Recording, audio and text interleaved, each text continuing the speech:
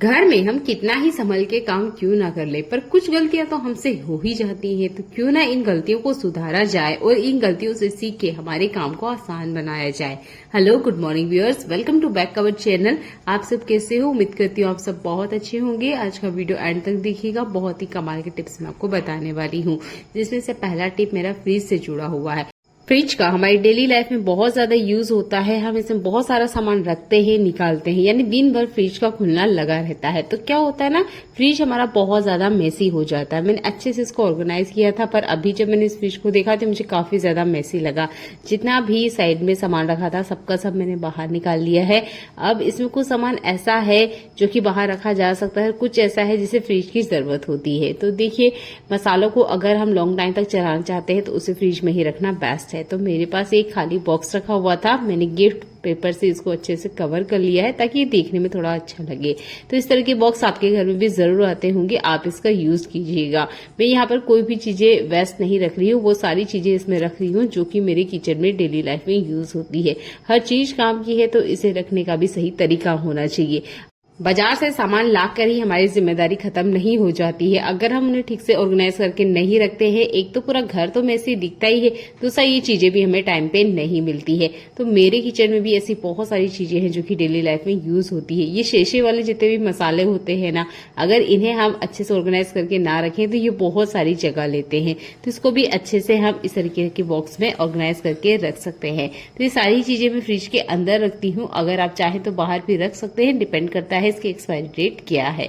तो उम्मीद करती हूँ ये छोटे छोटे हैक आपको पसंद आए होंगे। यहाँ पे बहुत सारे शीशे और पाउचेस भी हैं जो कि मसाला वगैरह के हैं, पिज्जा के साथ आते हैं। तो इन सबको भी मैं संभाल के रखती हूँ। तो उम्मीद करती हूँ आप भी इस ट्रिक को जरूर अपनाते होंगे। आप देख सकते हैं एक ही बॉक्स के अंदर सारे मसाले आ चुके हैं, दवाइयां भी आ चुकी हैं।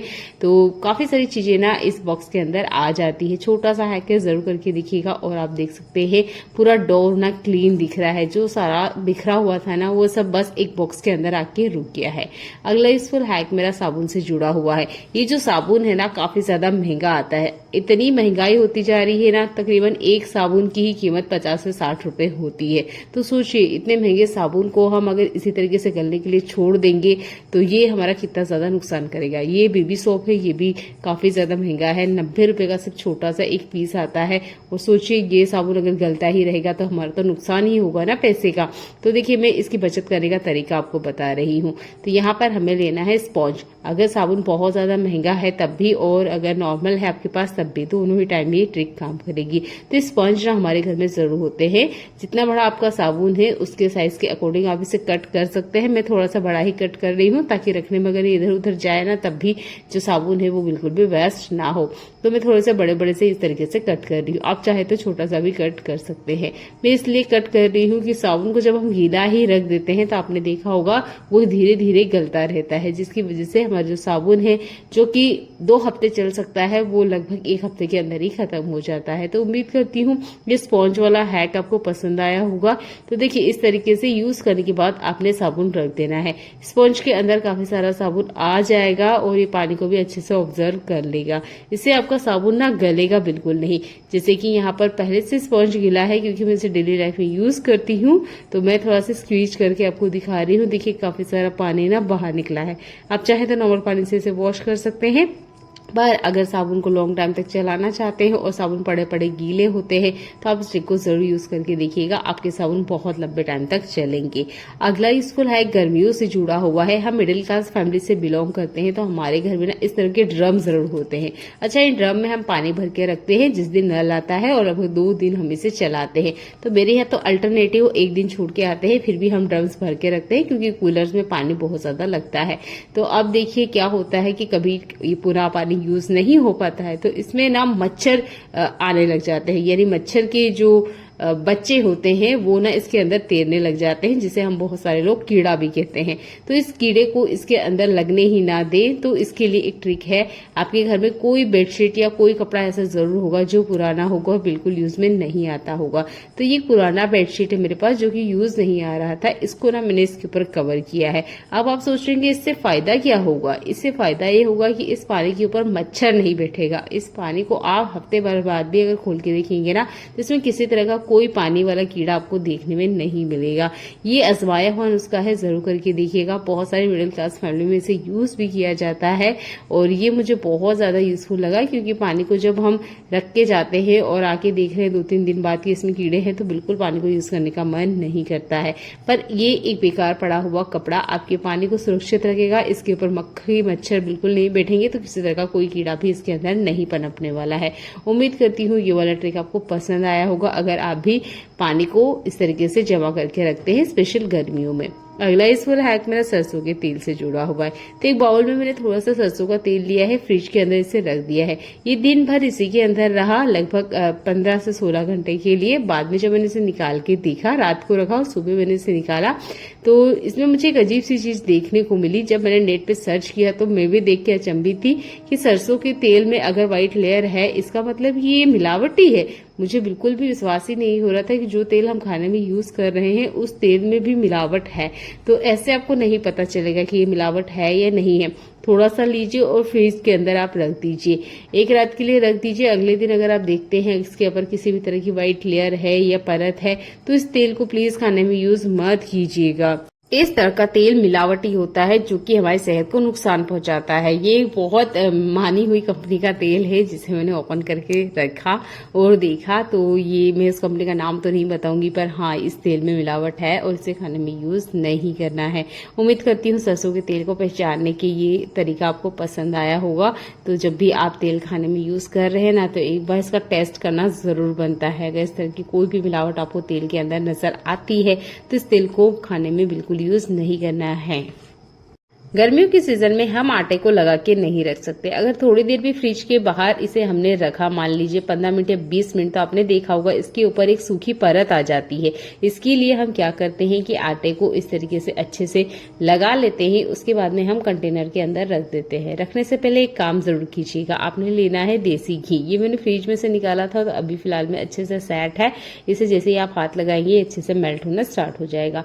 तो एक पतली सी लेयर आपने बर्तन के अंदर लगाना है। इसके बाद में जो आपका आटा है ना, इसके अंदर डाल देना है। थोड़ा सा घी अभी भी मेरे हाथों में है, इसको मैं वेस्ट नहीं करूंगी। इस घी का यूज हम आटे के ऊपर एक पतली परत लगाने के लिए करने वाले हैं। तो देखिए यहाँ पर जो मैंने घी यूज किया है ना, बहुत ज्यादा क्वांटिटी में नहीं किया है, मात्र आधी चम्मच इतना ही घी मैंने का यूज किया है। तो ऐसा नहीं है कि घी को खाने से आपकी सेहत को किसी तरह का नुकसान होगा या आपका वजन गेन होगा। बिल्कुल इस तरीके से कोई प्रॉब्लम नहीं होने वाली है, नाम मात्र मैंने घी ऐड किया है। अगर इसी तरीके से आप इसे बंद करके रख देते हैं, तो आपने देखा होगा ये काला पड़ जाता है। आम सी बात है, क्योंकि एयरटाइट कंटेनर नहीं है। अगर आपको यूज करना ही है तो ग्लास वाला एयरटाइट कंटेनर का यूज कीजिए। अगर नहीं है तो आपके पास एल्यूमिनियम फॉइल पेपर जरूर होगा, इसका आपने यूज करना है। बिना इसका यूज करे हुए अगर आप इस आटे को फ्रिज के अंदर रख देते हैं, तब भी आटा काला पड़ जाता है। और निकालने के बाद कम से कम 15 से 20 मिनट का हमें टाइम देना होता है, ताकि ये नॉर्मल हो और जो एक काली परत होती है वो तो अलग ही है। तो आपने ये एल्यूमिनियम फॉइल पेपर का यूज कीजिएगा। ऐसा नहीं है कि इसे बाद में फेंक देना है। अगेन जब अगली बार आप आटा लगाएंगे तो फिर से आप इस पेपर का यूज कर सकते हैं। तो इस तरीके से आप आटे को रखिए। मैं 3 घंटे बाद इस आटे को आपको निकाल के दिखा रही हूँ। तो देखिए, आपको ऐसा लग रहा होगा कि ये आटा सख्त है, बिल्कुल आटा सख्त नहीं है। ये कमाल है एल्यूमिनियम फॉइल पेपर का। इस ट्रिक को जरूर यूज करके देखिएगा। आटा बिल्कुल सॉफ्ट है, जैसा कि हमने इसे लगा के रखा था। ऐसा ही लग रहा है जैसे कुछ देर पहले ही हमने इस आटे को लगाया है। आटा ठंडा जरूर है, पर आटा सख्त नहीं है और काला भी बिल्कुल नहीं है। तो अगली बार इस ट्रिक को यूज करिएगा और फिर मुझे कमेंट करके जरूर बताइएगा क्या ये ट्रिक आपके लिए भी काम किया है। बिल्कुल आटे के पेड़े भी आराम से बन रहे हैं। ठंडा ठंडा ही आटा है, पर पेड़े आराम से बन रहे हैं। मुझे अलग से इसे रखने की जरूरत नहीं है। फिर भी कम से कम 5 मिनट दीजिएगा, ताकि नॉर्मल टेम्परेचर पे आ जाए। कंडीशनर का यूज हम हमारे बालों के लिए करते हैं, पर आज मैं अलग तरीके से इसका यूज करके बताने वाली हूँ। ये ट्रेस्मे का कंडीशनर है, जो कि महंगा होता है। तो मेरे जो तरीके होते हैं ना, उसमें मैं कम से कम आपके पैसों की बचत करने के तरीके बताती हूँ, ठीक है।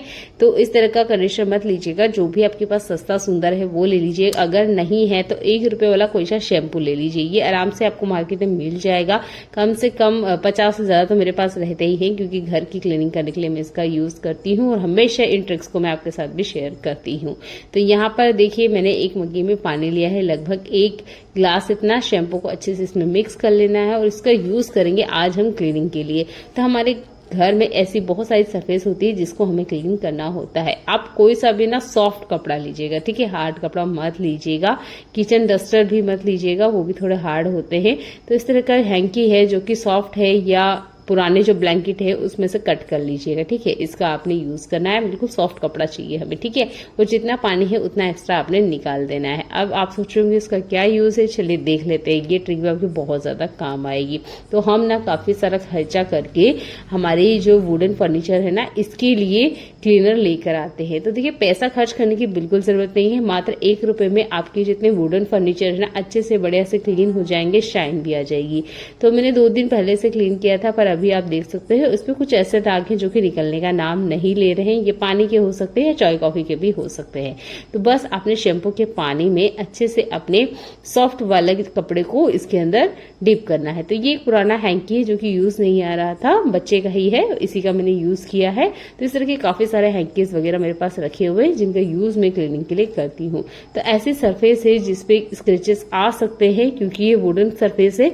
तो इस पे अगर कोई हम रफ कपड़ा यूज करेंगे ना, तो स्क्रैचेस आ जाएंगे, जिसके बाद भी देखने में बिल्कुल अच्छे नहीं लगते हैं। बस आप हल्के से ही वाइप करेंगे ना, आप देखेंगे जितने भी दाग धब्बे हैं वो तो निकलेंगे ही। जो शाइन आती है वो देखने लायक होती है, जैसे कि मैं आपको दिखाई रही हूँ। तो उम्मीद करती हूँ फर्नीचर को साफ करने का ये ट्रिक आपको पसंद आया होगा। इस ट्रिक को एक बार यूज करके देखिएगा, आपको बहुत ज्यादा पसंद आने वाला है। मात्र 1 रुपए का शैम्पू लगा है और ये जो टी टेबल है ना, अच्छे से बढ़िया से क्लीन हो गई थी। तो उम्मीद करती हूँ इस ट्रिक को आप जरूर यूज करके देखिएगा। अगर आप चाहे तो कंडीशनर का यूज कर सकते हैं, कंडीशनर से बेस्ट रिजल्ट मिलता है। अगर नहीं है तो आप 1 रुपए वाले शैम्पू का भी यूज कर सकते हैं। अगला यूजफुल हैक मेरा सब्जियों से जुड़ा हुआ है। ये जो गवार फली होती है या कोई सी भी बीन्स जो कि इस तरीके से लंबी साइज में होती है, इसे कट करने में ना बहुत ज्यादा मेहनत जाती है। ऊपर से चाकू पकड़ने में तो और ज्यादा डर लगता है। अगर आप इस तरीके से कटिंग करते हैं तब तो बहुत ज्यादा डरने की बात है। मैं नहीं करती हूँ इस तरीके से कटिंग, पर करते हैं तो डरने की बात होती है, क्योंकि अंगूठे वगैरह अक्सर कट जाया करते हैं। तो देखिए, यहाँ पर जो तरीका मैं आपको बता रही हूँ बहुत सा आसान है। आपने इससे पहले कभी किया है तो कमेंट करके जरूर बताइएगा, अगर नहीं तो करके जरूर देखिएगा। तो बीन्स को आपने इस तरीके से लेना है, अच्छे से पहले इसको धो लीजिएगा। इसके बाद में आपने इस तरीके से इसे पकड़ना है, और आपके पास ना रबर बैंड जरूर होगा। एक किचन में ना रबर बैंड का पैकेट जरूर रखिएगा, क्योंकि इस तरीके से सब्जियों काटने में ये बहुत ज्यादा काम आता है। बस आपने ना इस तरीके से इसके ऊपर पहना देना है। आपने सब्जियों वालों को देखा होगा, वो इस तरीके से काफी सारी सब्जियों को ना रबर बैंड से बांध के रखते हैं। वो इसीलिए रखते हैं ताकि सब्जियां बिल्कुल भी भागे नहीं और अच्छे से उनके पास ऑर्गेनाइज भी रहती हैं। इसी तरीके को आपने अपनाना है। और घर में जितनी भी बिन्स आती है ना, जिसमें हम सब्जियां वगैरह बनाते हैं, इसको आप इस तरीके से रबर से बांध दीजिएगा। अब देखिए आपका काम कितना आसान हो गया है। बस आपने नाइफ को चलाना है और देखिए आपके हाथ भी नहीं कटेंगे। और जो काम 15 से 20 मिनट का है ना, वो 5 से 10 सेकंड लगेंगे। मैं वीडियो को कहीं कट नहीं कर रही हूँ, बस वीडियो को थोड़ा सा मैंने धीरे दिखाया है ताकि आप देख पाए। पर ये काम 10 सेकंड का भी नहीं है और आराम से जितनी सब्जी है ना वो कट गई है। तो ये आसान ट्रिक मुझे बहुत ज्यादा लगता है, आप भी इसे जरूर करके देखिएगा। बस एंड नोट को काटते वक्त थोड़ा सा ध्यान रखिएगा कि रबड़ ना कटे। कट भी जाए तो कोई दिक्कत नहीं है, रबड़ ये ज्यादा महंगे नहीं आते हैं। तो इस तरीके से देखिए आपकी जो पूरी सब्जी है ना आसानी से कट गई है। तो उम्मीद करती हूँ ये वाला हैक आपको पसंद आया होगा। जरूरी नहीं है गवार फली के लिए आप इस ट्रिक का यूज करें, दूसरी भी कोई सब्जियां है उसके लिए भी आप यूज कर सकते हैं। भिंडी के लिए कर सकते हैं, या सहजन फली है उसके लिए भी आप इस ट्रिक को यूज कर सकते हैं।